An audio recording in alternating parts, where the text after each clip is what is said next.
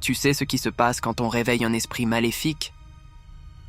L'histoire commence dans un petit village, perdu au milieu des bois.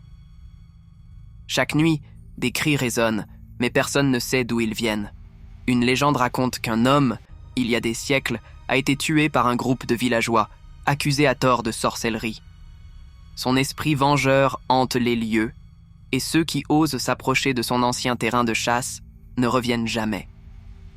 Un groupe d'amis, comme tous les ans, a décidé de passer la nuit dans une vieille cabane à l'orée du bois. Ils se racontent des histoires de fantômes, rient aux éclats, l'adrénaline coule dans leurs veines. Mais bientôt, l'un d'eux, Thomas, propose de défier la légende. Ils doivent invoquer l'esprit, pour voir s'il existe vraiment.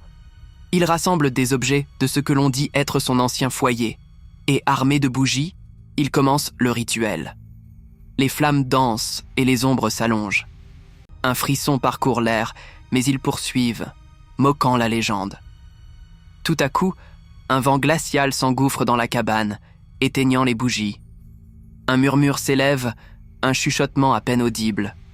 L'angoisse ronge les amis, mais ils restent figés, captivés par ce qui se passe.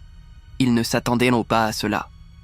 Puis, le bruit de branches qui craquent se fait entendre à l'extérieur. Une silhouette se dessine dans l'obscurité, contournant la cabane.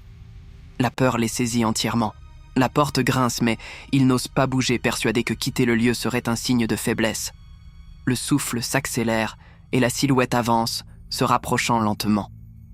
Lorsqu'elle se dévoile enfin, ce n'est pas un homme, mais une créature difforme, défigurée, aux yeux fuyants, prêts à se venger.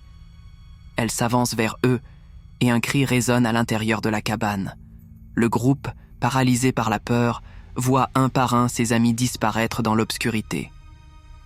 La dernière image que Thomas garde en tête est celle de ce sourire tordu, cet éclat de malice sur le visage de l'esprit. L'aube se lève sur le village, et seuls les cris dans la nuit persistent.